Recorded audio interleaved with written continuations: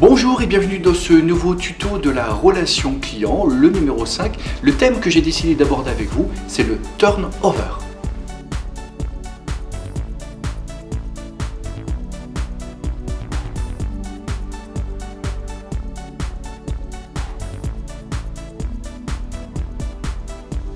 Alors le turnover, c'est un indicateur qui est très important dans les entreprises et notamment on l'utilise souvent dans les call centers et dans toute autre société, mais comme on est dans la relation client digitale, on parle dans les call centers.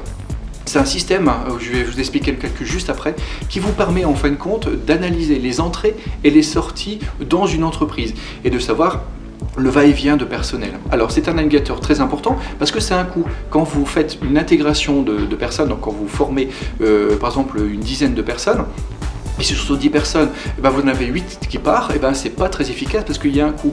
Une formation en général ça peut durer entre une semaine voire un mois. Une fois que le téléconseiller ou le technicien est formé, s'il part, c'est votre investissement d'un mois que vous avez perdu.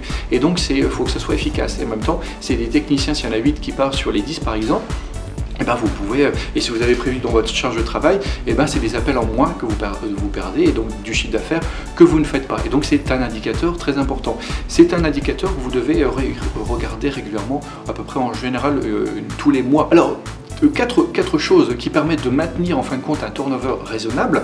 Je vais vous donner quelques exemples. Là, vous avez forcément l'ambiance de travail. Si l'ambiance est bonne dans une entreprise, les personnes n'auraient pas forcément envie de partir. Si vous avez un bon salaire et des avantages dans l'entreprise que vous ne retrouvez pas ailleurs, c'est un point important à levier. Ensuite, les perspectives d'évolution de carrière. Si vous êtes dans une entreprise, vous savez que vous avez possibilité d'évolution de carrière, vous allez forcément rester, vous n'allez pas partir à la concurrence. Ensuite, la diversité des tâches. Ce qui est ennuyeux, en fin de compte, c'est faire toujours la même chose. Et quand vous faites toujours la même chose, ça devient de plus en plus ennuyeux. Et donc, vous avez envie de partir et faire autre chose. On dit souvent, j'ai envie de faire tout à fait autre chose. Donc, à partir du moment où vous avez plusieurs tâches, où on vous propose de faire autre chose dans la journée, c'est très intéressant. Alors, lorsque le turnover est important, ça permet aussi de voir que le travail est éprouvant dans l'entreprise et que le management est peut-être de mauvaise qualité. Ça peut aussi arriver et que les personnes ne se sentent pas bien et ils ont envie de partir. Alors, quand vous gérez bien votre turnover, ça permet de fidéliser les collaborateurs et de les garder, de les former et qu'ils soient de plus en plus compétents et qu'ils soient en plus très opérationnels dans votre entreprise et qu'ils soient plus efficaces.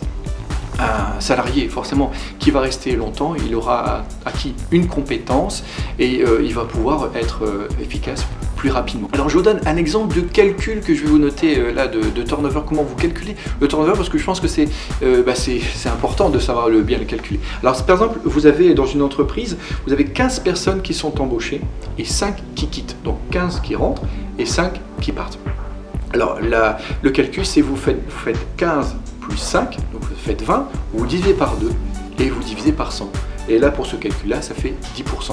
Alors, il y a des taux, certaines entreprises vous disent 20% de turnover, c'est bien, 10% de turnover, ça dépend de la politique de l'entreprise. C'est le chef d'entreprise qui va décider quel est le bon taux de turnover dans l'entreprise, qu'est-ce qui s'est fixé comme objectif. Voilà, j'espère que ce tuto de la relation client digitale vous a aidé. J'espère que si le terme vous ne le connaissez pas, maintenant vous connaissez un petit peu mieux. N'hésitez pas, si vous avez besoin que je vous explique un terme particulier de la relation client, mettez-le en commentaire, faites-le comme d'habitude. Un pouce vers le haut en bas de la vidéo, un pouce bleu, partagez forcément la vidéo et mettez les commentaires sur votre vidéo. Vous êtes de plus en plus nombreux à vous être abonnés à ma chaîne et je vous en remercie. Voilà, merci d'avoir suivi ce tuto de la relation client. À très bientôt et soyez malins. Au revoir.